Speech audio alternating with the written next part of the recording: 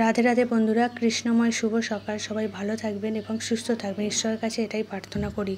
তো দুর্গাশ্রী আমাকে কমেন্ট করেছে যে তিলকের কি মন্ত্র বলো তো।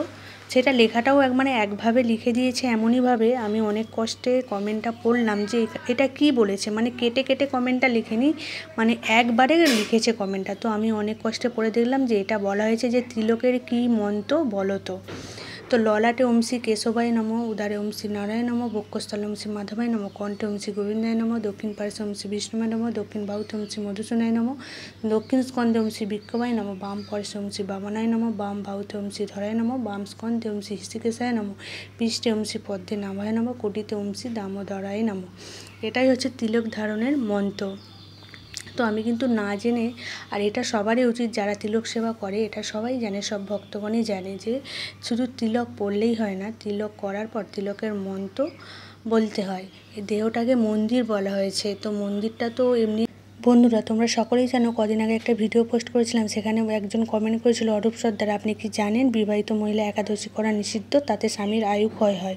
তো সেখানে পর্ণা সরকার বলেছে ফালতু কথা। তো সেই পর্ণা সরকারকে অরূপ সর্দার বলেছে, আগে বলুন একাদশী মেয়ে না পুরুষ। তো আমি সেই উত্তরটাই দিতে আসলাম। একাদশী হচ্ছে যে পুরুষ না, একাদশী হচ্ছে একজন মেয়ে, একজন নারী।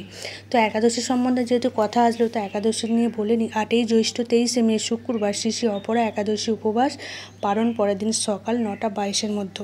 তো আমি প্রতিটা একাদশী করবার চেষ্টা করি, মাসে 2টো করে একাদশী হয় 15 দিন ছাড়া। আমিও করছি, আপনারাও করুন। আর একাদশী ব্রত করলে আর অন্য কিছু বার ব্রত করার লাগে না, শাস্ত্রে বলা হয়েছে। আপনি করতেও পারেন, কিন্তু না করলেও কোনো অসুবিধা নেই।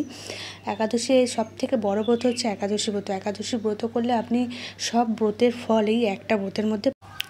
তোমরা আমাকে জিজ্ঞেস করেছিলে যে দিদিভাই তোমাদের বাড়িতে কি তুমি একাই একাদশী ব্রত করো আর তোমাদের আর বাড়ির কেউ করে না? দেখো, আমি একটা এখানে কথা বলতে চাই। একাদশী ব্রত শুধু করব বললেই হয় না। অনেকে কি করে, ভাত না খেয়ে তো থাকতে পারে না। আবার অনেকে একাদশী ব্রত করে একাদশীর যে আহার, সেই আহারগুলো খেয়ে তাদের পোষায় না।